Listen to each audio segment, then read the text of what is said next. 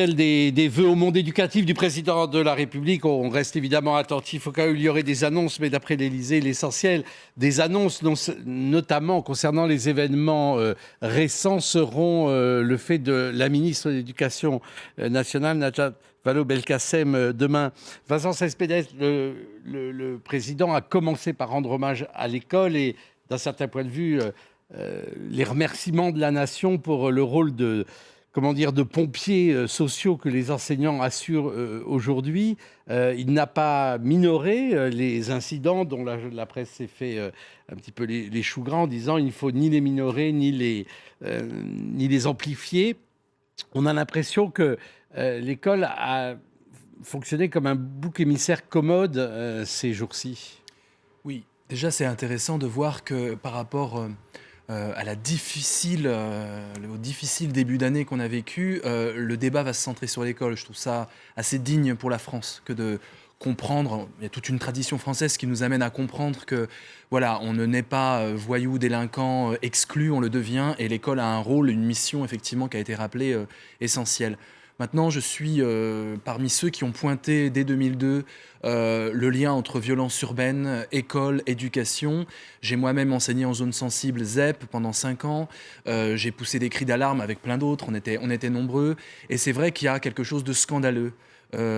Parce qu'il y a effectivement des écoles à deux vitesses, il y a des écoles qui jouent leur rôle de promotion, d'intégration, il y a d'autres écoles, malgré la bonne volonté des professeurs, qui ne jouent pas ce rôle. J'ai pu me retrouver par exemple en ZEP avec des classes d'arabe, entre guillemets, c'est-à-dire de français d'origine maghrébine, entièrement, noir et arabe, pas de blanc. Et on se dit, ouais, il y a quelque chose qui ne fonctionne plus, qui fonctionnait peut-être avant, mais là, il y a un pari de démocratisation de l'école. Et on voit vraiment que là, il y a une école qui cherche plutôt à trier, à sélectionner, à sanctionner. Et c'est une école qui est en désamour dans le cœur des élèves. Et ça, c'est grave. C'est-à-dire que les élèves se disent l'école, c'est la République. Et la République, moi, je n'y adhère pas, donc je n'adhère pas à l'école. Et du coup, ils s'en prennent aussi à cette école-là. Donc, c'est un débat très épineux. J'aimerais qu'on puisse l'aborder en sortant un peu des querelles pédagogistes, qu'on puisse l'aborder dans la gravité du débat qui doit être restitué ici. C'est notre jeunesse, c'est toute notre jeunesse, et on n'est pas encore dans une école partout de la convivialité, de l'égalité et de la bienveillance envers les élèves. Éric Charbonnier, les chiffres, alors évidemment, c'est le domaine de la phraséologie. Alors le président a rappelé les bonnes intentions du système éducatif, mais si on avait pu l'interrompre, les chiffres sont implacables. L'inégalité sociale en France due à la sélection scolaire s'est accrue en 20 ou 30 ans. Il y a moins aujourd'hui dans les grandes écoles, dans les études supérieures, d'enfants d'ouvriers, d'enfants de classe populaire, d'enfants d'agriculteurs. Ce système des héritiers dénoncé au début des années 60 par Bourdieu et Passeron, il n'a fait que s'aggraver. Oui, c'est un véritable problème du système d'éducation français. Si on regarde les bons élèves, vous avez 1/3 de bons élèves dans les études internationales. C'est plus que la moyenne des pays de l'OCDE. Donc on voit bien que le système fonctionne pour 1/3 de ses élèves. Mais on a constaté, nous, à l'OCDE, depuis 10 ans, qu'il y a vraiment une dégradation par le bas. Un échec scolaire qui a augmenté. Il est passé de 15 à 20% en l'espace de 10 ans. C'est énorme. Et puis surtout, le poids du milieu socio-économique est très explicatif des performances. Quand on vient d'un milieu défavorisé, on a beaucoup moins de chances de réussite qu'il y a 20 ans. Et ça, c'est un véritable problème. Il n'y a pas d'ascenseur social dans le système d'éducation français. Et il y a peut-être, avec ces événements tragiques, une prise de conscience qu'aujourd'hui, il faut agir sur l'égalité du système et réfléchir vraiment pour mettre en place une politique d'éducation prioritaire, ce qui n'a pas été le cas depuis 20 ans. Valérie Piot, à partir des incidents entourant la minute de silence, des propos d'adolescents dont le président, là, pour le coup, a eu raison de dire que dans les propos d'adolescents, il faut faire la part entre la provocation, qui est franchement le signe de la posture de l'adolescence, et puis ce qui reste d'enfant chez des garçons ou des filles de 13, 14, 15 ans, et puis ce qui est déjà peut-être constitutif d'une violence de l'adulte à venir, et qu'il faut faire la part des choses. Mais en même temps, là, on a l'impression que d'un seul coup, sur l'institution scolaire, on reparle des valeurs, on reparle de l'instruction civique, et que l'école devient une sorte de lieu où il faudrait quasiment que toutes les tensions sociales et les contradictions sociales du pays se résolvent. C'est quand même beaucoup lui demander. Oui, c'est sûr que c'est beaucoup lui demander. Alors c'est vrai qu'on a ce code de l'éducation qui dit qu'il faut garantir la réussite aux élèves, qu'il faut promouvoir les valeurs de la République. Mais c'est vrai qu'effectivement, c'est un rôle très lourd pour l'école. Ce que j'ai trouvé intéressant dans les vœux du président sur l'éducation nationale, c'était effectivement cette lutte contre le décrochage scolaire et le fait de redire qu'effectivement, jusqu'à 16 ans, on a une obligation scolaire, mais déjà de 16 à 18 ans, c'est déjà le cas. Mais malheureusement, c'est là où il y a pas mal de décrochage scolaire. Si on veut poursuivre une scolarité, c'est un droit. Donc, l'on ait été exclu, qu'on ait raté son bac, on a le droit de continuer ses études entre 16 et 18 ans. Et maintenant, jusqu'à 25 ans, un droit à la formation. Ça, je pense que c'est très intéressant parce que le décrochage scolaire, effectivement, j'ai beaucoup de familles à qui on dit votre enfant a plus de 16 ans, ça devient votre problème. Donc, alors que non, effectivement, ça, c'est important pour lutter contre le décrochage scolaire. L'école porteuse de la transmission des valeurs. Comment le faire autrement que, j'allais dire, par des gadgets qui va être un nouveau, excusez-moi le mot, mais un nouveau manifeste de la laïcité. Il y a un texte sur la laïcité à l'entrée de toutes les écoles. Les parents passent devant quand ils amènent leurs enfants en retard, personne ne le regarde. La Marseillaise, la blouse, enfin... Ce qui est bizarre, c'est que c'est toujours dans une sorte de réflexe nostalgique de retour en arrière qu'on pose ces questions-là. C'est vrai, ce que vous pointez, c'est effectivement ce qui a freiné d'immenses trouvailles pédagogiques. Ça fait un siècle qu'en France, on a des chercheurs, des intellectuels, des philosophes qui montrent d'autres façons d'enseigner. Et ça marche, on le teste, ça marche. Et c'est vrai qu'on est encore dans quelque chose d'archaïque. On ne peut pas le nier. Et, le hasard de mon calendrier faisait que je visitais une école là ce matin avec des petits-enfants de CM2. J'ai fait une intervention philosophique. Ils ont évidemment adoré. Ils étaient 1000 fois plus philosophes que la plupart d'entre nous, moi compris, et donc c'était merveilleux parce que à la fin évidemment on parlait du bonheur et de l'amour et de toutes les complications de la vie d'adulte, et à la fin tout s'est centré sur l'ambition. Et je leur dis alors votre ambition plus tard, et le président a remis ce mot qui m'est cher d'ambition. Ce qui va bien car c'est le titre de votre dernier ouvrage, non, mais par ailleurs. Indépendamment de ça, voilà, c'est très important. Vous allez draguer vos futurs lecteurs très tôt dans les classes. Ce que je veux vous dire, c'est que lorsque j'interrogeais ces élèves, c'était tu veux faire quoi plus tard ?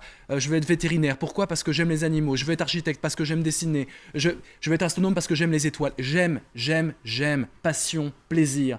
On est aujourd'hui dans une école de la pression à tous les niveaux. L'école défavorisée, enfin des milieux défavorisés, et l'école des élites. On insiste sur les élites, on les massacre, les enfants. C'est plus du tout la gourmandise de la connaissance qui est mise en avant. C'est plus du tout l'expérimentation. C'est à chaque fois la pression, la sanction. Et ça fracasse. Quand vous apprenez quelque chose, c'est par gourmandise et plaisir. Alors c'est vrai que dans le monde de l'entreprise, c'est aussi par pression que ça marche. La passion, on ne sait pas trop manager par la passion, on ne sait pas trop quoi en faire de cette passion compliquée. Mais il faut absolument qu'on revoie notre façon d'enseigner à une jeunesse qui a Internet. J'aimerais bien que le mot Internet revienne dans les discours un peu officiels. Ça change complètement la donne. Oui, alors là, il va y avoir le plan numérique, initiation aussi aux médias et au décryptage des images. Mais surtout, le plaisir et la passion. On doit absolument connecter les jeunes. Ils doivent être accros à la connaissance. Et donc, pour ça, il y a une chose, à mon avis, très importante. Vous savez, passion, connaissance, ça donne la philosophie. Alors, il ne s'agit pas de donner des cours de philosophie aux enfants, ce n'est pas du tout ce que je préconise, mais il faut rendre l'enseignement lui-même philosophique. Toutes les matières philosophiques, c'est-à-dire s'interroger au fondement. Pourquoi les mathématiques, par exemple, sont encore une matière de sélection aujourd'hui ? On sait très bien que pour la plupart des élèves qui deviendront adultes, ça ne servira pas, les cosinus, les tangentes, etc. Ce sont des mesures qu'il faut revoir calmement, revoir le bien fondé de ce qu'on donne à manger aux élèves et comment on le donne. Le gavage d'oie dénoncé dans les années 70 doit vraiment disparaître aujourd'hui. Alors, enseignement laïque des religions, a annoncé le président de la République, enseignement des médias. En même temps, moi, j'ai l'impression que ça fait des années que j'entends ça. Et alors, est-ce qu'il y a des pays européens qui ont des leçons à nous donner ou qui pourraient nous servir de modèles intéressants ? Les leçons à donner, c'est que justement, il n'y a pas de recette magique. C'est vraiment le point commun, c'est l'enseignement des fondamentaux, apprendre à lire, apprendre à écrire, apprendre à compter. Et la gestion de la difficulté scolaire. Je crois qu'aujourd'hui, l'échec aussi peut-être de la politique d'éducation prioritaire, c'est qu'il n'y a pas eu assez de moyens, mais en termes de compétences, en termes d'enseignants préparés à aller enseigner dans ces zones. Alors, la ministre a convoqué, j'ai eu l'occasion de l'animer, 2 journées autour de la réforme de l'évaluation, avec des échanges très intéressants de chercheurs. Et là, il devrait y avoir assez rapidement aussi des mesures, parce que beaucoup, Vincent a raison, beaucoup de choses tiennent aussi à faire passer d'une évaluation sanction à une évaluation prise comme un élément de la formation des enfants et des adolescents. Oui, et la sanction, c'est souvent le redoublement. Vous avez un tiers des élèves qui a redoublé au moins une fois à l'âge de 15 ans, c'est beaucoup trop. Et les pays qui ont réussi, justement, ont trouvé des alternatives au redoublement, le travail en petits groupes d'élèves, le tutorat à l'intérieur de l'établissement. Je crois qu'il y a vraiment une réflexion, mais aussi sur la formation des enseignants et sur l'affectation des enseignants expérimentés ou avec des compétences pour aller travailler dans les zones prioritaires. Alors c'est vrai que là, il faudrait quasiment inverser cette pyramide qu'on connaît bien, qu'on a souvent d'ailleurs dénoncée ici, à savoir que ce sont les enseignants les plus jeunes et les plus inexpérimentés qu'on envoie au front dans les secteurs les plus difficiles, et que plus vous vieillissez, plus vous avez de la bouteille, plus éventuellement vous êtes supposé avoir de compétences, plus vous allez dans les établissements de centre-ville les plus prestigieux et finalement qui accroît la reproduction sociale que l'école met en place. Oui, c'est vrai, c'est le système des promotions au sein de l'éducation nationale, effectivement, qui aboutit à cet état de fait. Et pour revenir sur le redoublement, c'est vrai que le fait qu'on ait eu cette réforme du redoublement, que maintenant l'accord des parents soit nécessaire et que vraiment le redoublement devienne exceptionnel, vraiment dans des cas très spécifiques, ça permettra peut-être aussi d'éviter le décrochage scolaire. Donc ça, c'est quelque chose de plutôt positif aussi, cette réforme qui est intervenue. Enseignement laïque des religions, dit le président. C'est vrai que la question religieuse ressurgit de façon ô combien violente dans la société française. L'école en avait été, j'allais dire, le bras armé au début du siècle dernier. Et peut-être aussi, est-ce le souvenir de ce combat de la laïcité contre une religion qui était naguère la religion catholique, qui fait peut-être qu'il y a des sortes de réflexes automatiques et de stéréotypes qui font que la France n'est peut-être pas la mieux armée pour affronter cette question-là. C'est une question effectivement délicate qui peut être abordée par l'école dans plein de matières différentes, en anglais, en histoire, en français. Il faut effectivement donner tous les moyens pour penser sereinement cette chose. Mais il faut voir ce qui se trame dans les écoles de milieux défavorisés, les écoles de banlieue défavorisées. Il se trame que tout simplement l'exclusion a trouvé un code, c'est le code religieux. Ça n'existait pas il y a 15 ans, c'est assez récent finalement. C'est-à-dire que tous ceux qui se sentent laissés pour compte de la société vont commencer à s'affilier à un islam fantasmé, un Coran qui est plutôt une sorte de code de reconnaissance plus ou moins superstitieux. Alors ils font tous le ramadan, etc. Mais au bout du compte, c'est pas tellement de la religion, c'est presque un étendard et un drapeau. Donc là aussi, il faut dépassionner le débat en comprenant le sentiment d'exclusion des élèves. Ils vont à l'école et ils disent « l'école, c'est mon ennemi ». Et ça donne ce qui existe aux États-Unis, dans les quartiers difficiles, ça donne certains élèves qui expérimentent leur bagou, leur capacité à clasher le professeur, à défier l'autorité, pour après pouvoir le faire dans le reste de la société. C'est-à-dire qu'on a un bras de fer et un rapport de force. Il faut qu'on arrive à construire une école où les élèves soient fiers d'être à l'école, soient heureux d'être à l'école. Et pour ça, il faut qu'ils se sentent véritablement aimés. Donc, il y a tout un travail pour casser la défiance des élèves envers l'institution et, a fortiori, les professeurs.